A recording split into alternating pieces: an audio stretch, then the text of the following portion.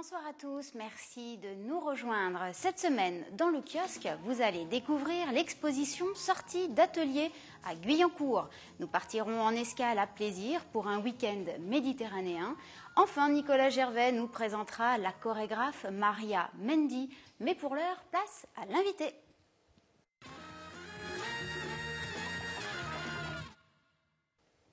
Après les scènes parisiennes, il foule les planches de la Royal Factory à Versailles jusqu'au 12 juillet avec son spectacle Sébastien Girey passe à l'orange, humoriste, auteur et comédien. Bonsoir Sébastien Girey. Bonsoir. Alors, vous êtes Illinois, originaire pourtant de Lyon.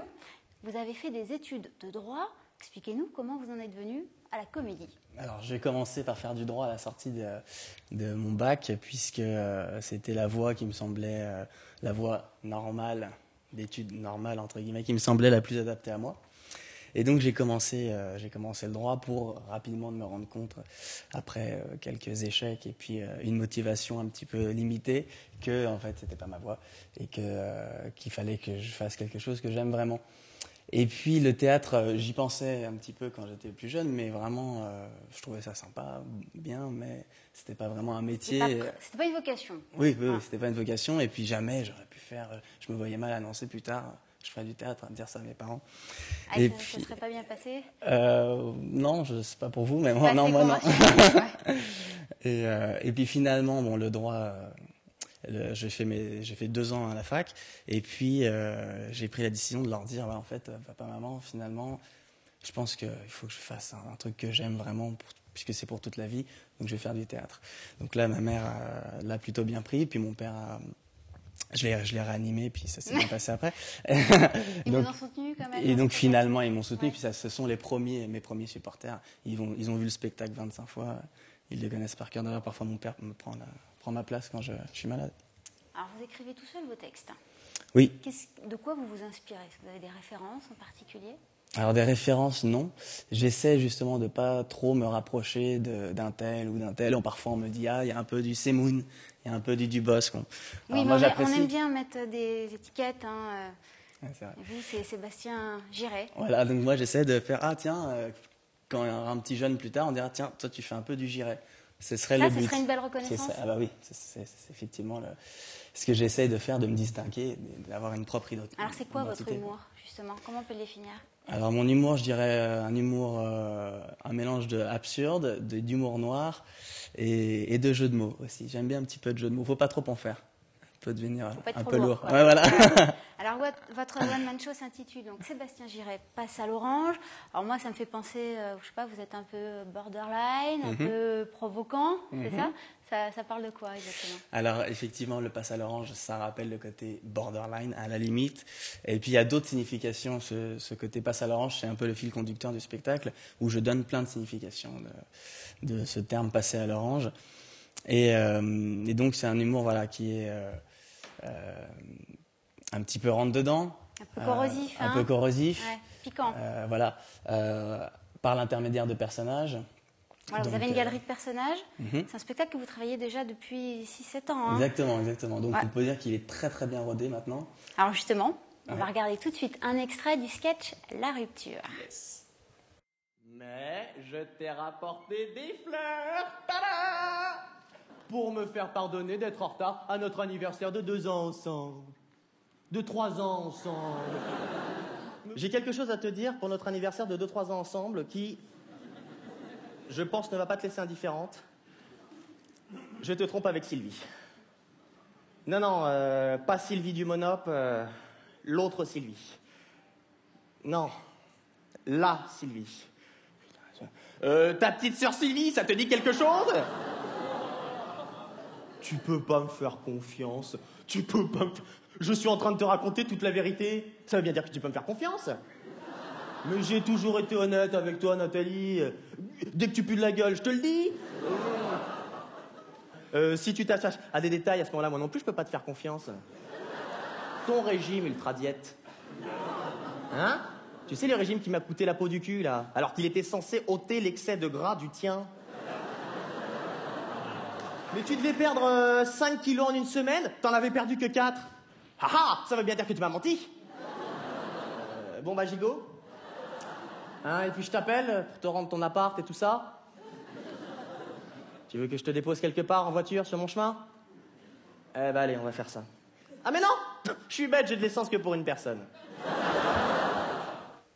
Alors les téléspectateurs ne le savent pas, mais vous étiez en train de rire en vous regardant. Donc ça vous fait toujours marrer? Je vous expliquais, je me regarde pas souvent Ouais. en vidéo, donc... Bah alors c'est quoi? C'est tiré de faits réels? Ça, ou- ce personnage, donc Ouais. on a reconnu le personnage du mec sympa. Hein, Un poil misogyne. Ah bon? Ouais, ouais. J'ai pas remarqué. Ouais, donc c'est ça, c'est Mais le...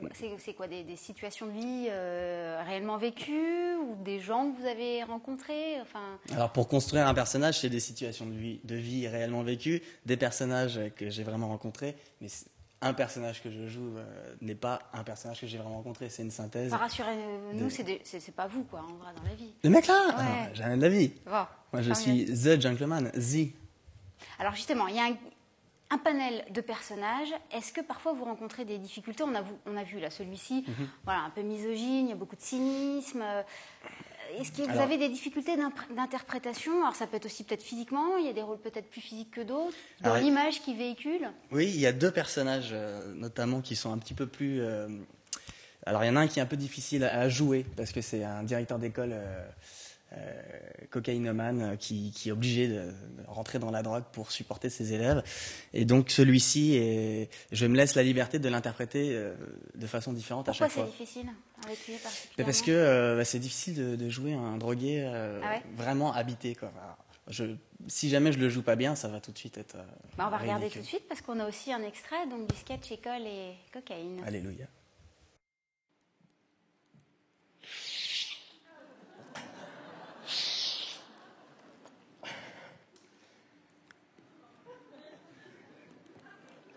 J'ai corrigé vos copies sur vos rêves d'avenir. Il y a 4 copies, c'est vendre du shit. Vous avez rien compris, quoi. Déjà, c'est avec la coke qu'on fait de l'argent. Qu'est-ce que tu viens de dire à Jean-Patrick, là? Va niquer ta mère, la pute. Alors déjà, Jean-Patrick, sache qu'il n'y a pas de sous-métier. Et j'espère, c'est valable pour tous, que vous utilisez des préservatifs. Hein, c'est pas parce que c'est maman qu'il faut faire confiance. Apparemment, sur le parking, tu lui aurais écrasé le pied avec ton bolide. Bien sûr que tu n'as pas fait exprès. Tu iras dans le coin et je dévisserai les pneus de ta chaise roulante jusqu'à ce soir. Tu m'as l'air dans une forme para-olympique. Rigole, rigole, rigole, rigole, rigole, rigole, rigole, rigole, rigole, rigole, rigole. Petit con. Prochaine fois, je te retire ta carte pour prendre l'ascenseur. Alors, on vous a vu également, vous avez été remarqué par Anne Roumanoff et ses Sheridan. Qu'est-ce qu'on peut vous souhaiter encore là, pour la suite? Alors, on peut me souhaiter d'avoir un succès énormissime avec le spectacle. On peut me souhaiter de faire du cinéma. Parce que c'est aussi ça serait c'est bien. l'objectif final. Ouais, ça serait bien. C'est le seul truc auquel j'ai pas encore accédé. Vous avez Même- fait les cours Florent, même on l'a pas dit, Oui. hein, j'ai ce fait qui les vous a permis aussi justement d'écrire tout votre spectacle. cours. Voilà, de me former dans l'acting. Vous faites quelques séries télé Voilà, et quelques- vous animez une émission pour les jeunes Exactement. sur Canal, le Exactement. jeune public. Voilà, donc animateur, télé, théâtre. Je joue dans une pièce de théâtre aussi qui est autre que mon spectacle. Et qui Plein de s'appelle- cordes à votre arc. Voilà, il manque cette petite corde là. Au cinéma, bah, avis au réalisateur. Je suis là. Bah, en attendant, pour vous voir, bah, c'est jusqu'au 12 juillet, donc à la Royal Factory, tous les samedis. Merci beaucoup, Sébastien Merci Giresse. pour l'invitation. Merci. Direction à présent la salle d'exposition de Guyancourt qui accueille jusqu'au 19 juin les œuvres des ateliers d'art plastique de la ville. Une opportunité pour ces artistes amateurs de présenter leurs œuvres au public.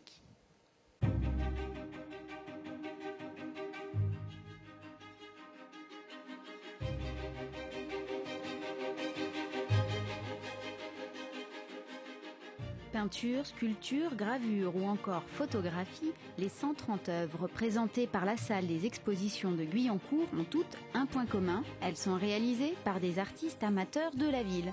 Sortie d'ateliers, l'exposition annuelle des ateliers d'art plastique guyancourtois est l'occasion pour les enfants et adultes participants d'exposer leurs travaux réalisés pendant l'année. Ça fait une dizaine d'années que l'exposition Sortie d'atelier clôt toujours la programmation de la salle d'exposition de Guyancourt. Ça présente vraiment la variété de toute la pratique amateur à Guyancourt. Cette année en particulier, on a la chance d'avoir des œuvres d'enfants qui ont travaillé sur la ville. Ce sont des fresques collectives.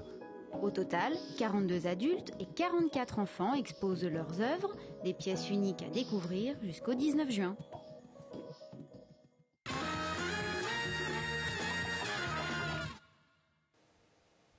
Nicolas Gervais est parti cette semaine à la rencontre de la chorégraphe Maria Mendy et nous présente son spectacle Nos pas dans tes pas.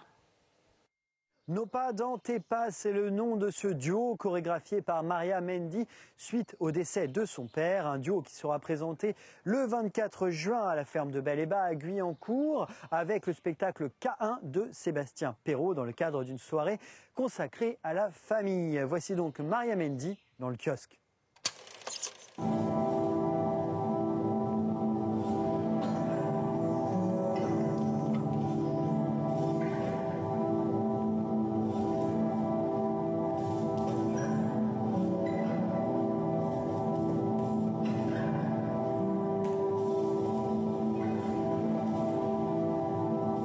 Chorégraphe et danseuse, j'ai monté ma propre association, Association Jade, en 1996.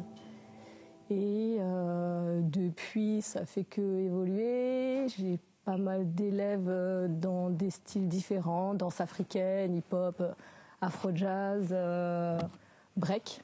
J'ai monté au sein de cette association un atelier chorégraphique avec les danseurs qui me suivaient le mieux, qui assuraient aussi le mieux. On a passé pas mal de concours, etc., où on a été lauréat, souvent.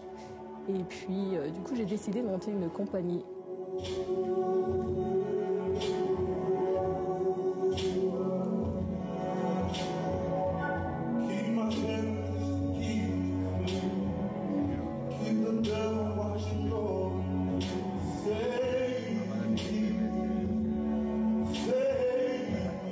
Le duo, il a été pensé au moment du décès de mon père, en fait.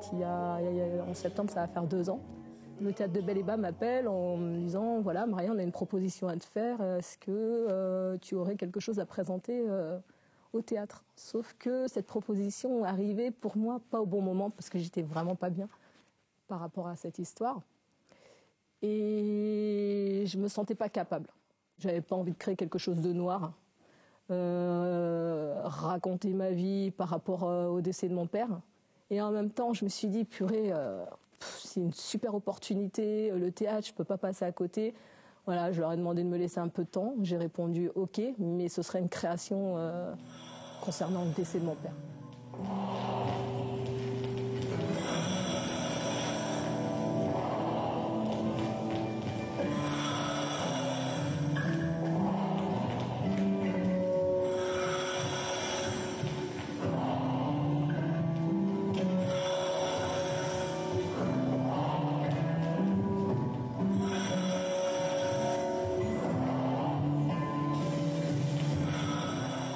Pour pouvoir la créer, j'ai beaucoup écrit ce que j'avais dans le cœur.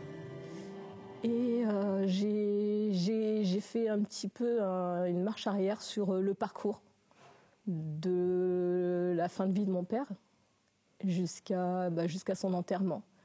Et je me suis dit, qu'est-ce que j'ai envie de faire ? Donc j'étais rentrée vraiment dans cette démarche, les moments à l'hôpital, les semaines qui passent, ces espoirs c'est bon, il va s'en sortir. Et puis cette fin tragique, comme une grosse claque qu'on prend comme ça et on se dit, il n'est plus là quoi. Il n'est plus là.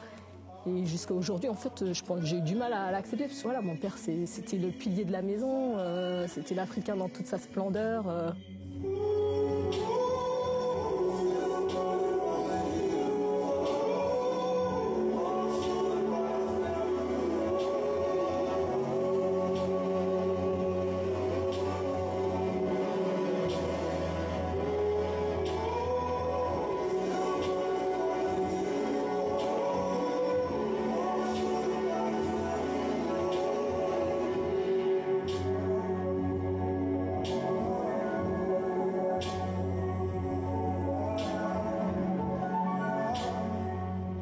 Mettre en scène au niveau de la gestuelle, c'est difficile parce que je voulais pas non plus trop rentrer dans quelque chose de mon père il est mort, faut que tout le monde le sache. C'est pas arrivé qu'à moi. Et j'avais envie d'ouvrir ces portes aussi à ceux à qui c'était arrivé. Du coup, ça a beaucoup évolué au niveau de la création.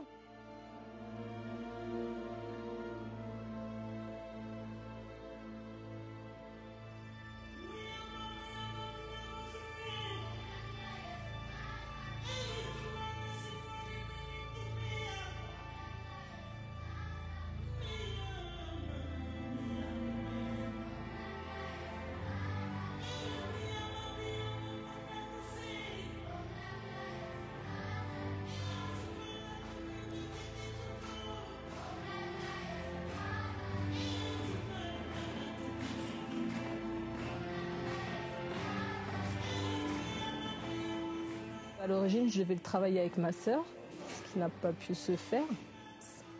Je le dis, elle attend un bébé en fait. Donc fallait que je reparte avec un autre danseur. Mais j'avais besoin que ce soit un danseur de proche, quelqu'un qui connaissait la famille.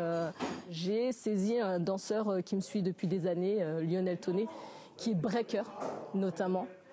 Donc l'amener dans mon univers autre que le break, ça a été difficile, mais en même temps, ça a été très enrichissant et pour lui et pour moi. Donc ça va pas être un spectacle de hip-hop, de break, mais plus vraiment un travail de recherche par rapport à toutes ces influences que je connais, que je peux maîtriser, comme l'afro-jazz, la danse africaine, le hip-hop que je pratique.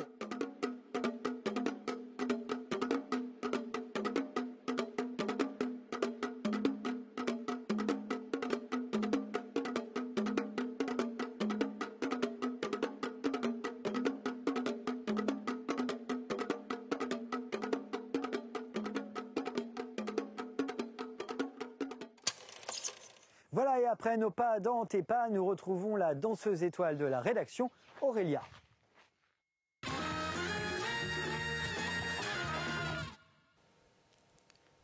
Découvrons à présent vos sorties au micro d'Élodie Moine, ou sorties ciné, pardon. C'est un film superbe qui montre bien comment on pourrait dire, les problèmes, enfin tout ce qui a pu se passer pendant la guerre et voilà, ça a été bien démontré. Un très beau film, pas sur la guerre, sur l'amitié et sur le pardon de ce qu'on peut faire pendant la guerre. Excellent film que je vais recommander. Très bons acteurs. On apprécie le déroulement du film. Voilà, donc à recommander. Creux, parfois vulgaire, un film de nana. Je pense qu'elles se sont fait plaisir.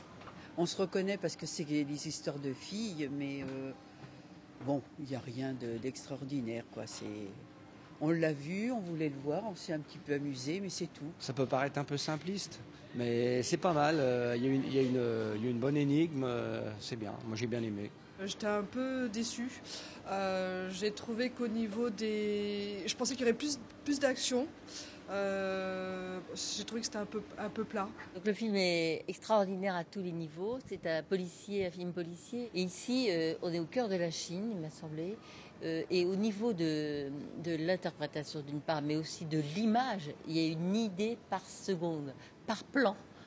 Alors, dans la chronique cinéphile, vous le savez, nous vous faisons partager la vie d'un professionnel du cinéma. Et cette semaine, c'est Bertrand Pignet, responsable du cinéma Les Yeux d'Elsa à Saint-Cyr-l'École, qui nous présente son festival pour le jeune public, Les Yeux pleins d'étoiles.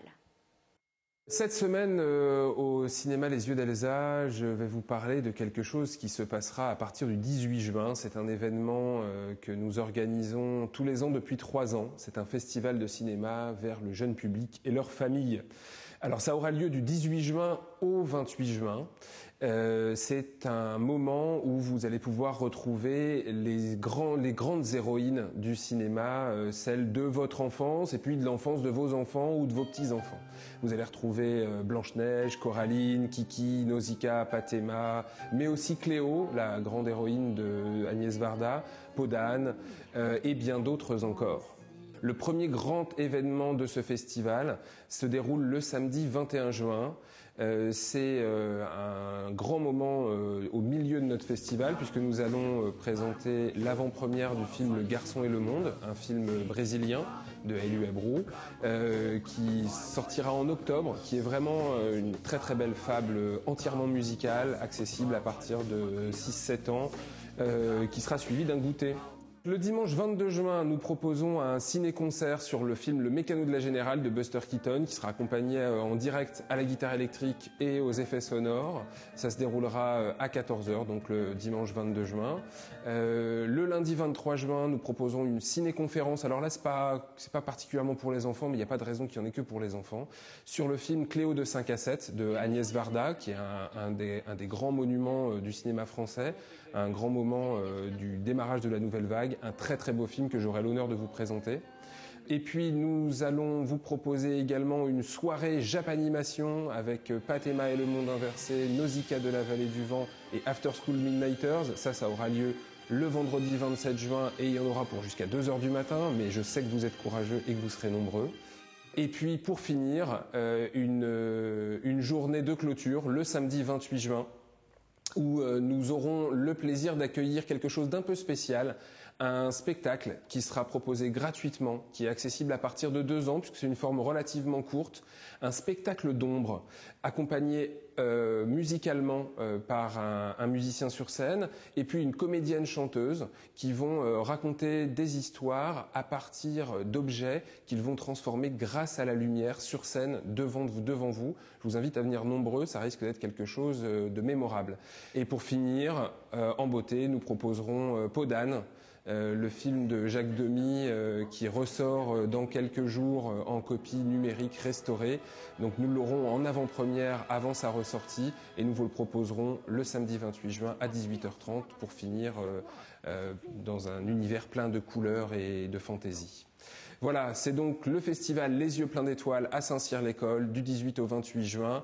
Vous trouverez tous les renseignements sur notre site internet, sur le Facebook de la ville de Saint-Cyr-l'École et sur le blog Jeune Public du festival et du cinéma Les Yeux d'Elsa.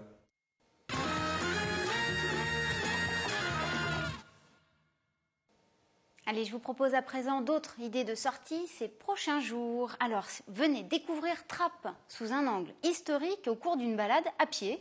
Une première visite qui vous plongera dans la ville d'avant 1980 et ça se passera samedi le 14 juin à 14h. Le rendez-vous est au cinéma Le Grenier à Celles. Pensez à réserver également. Le théâtre de Saint-Quentin en Yvelines vous dévoilera l'envers du décor d'un spectacle, appareils techniques, machinerie, lumière, ainsi que la révélation des plus beaux détails d'architecture du bâtiment. Ce sera mardi 17 juin à 20h. De la même façon, pensez à réserver auprès du musée de la ville. Voilà, le kiosque, c'est fini. À mercredi.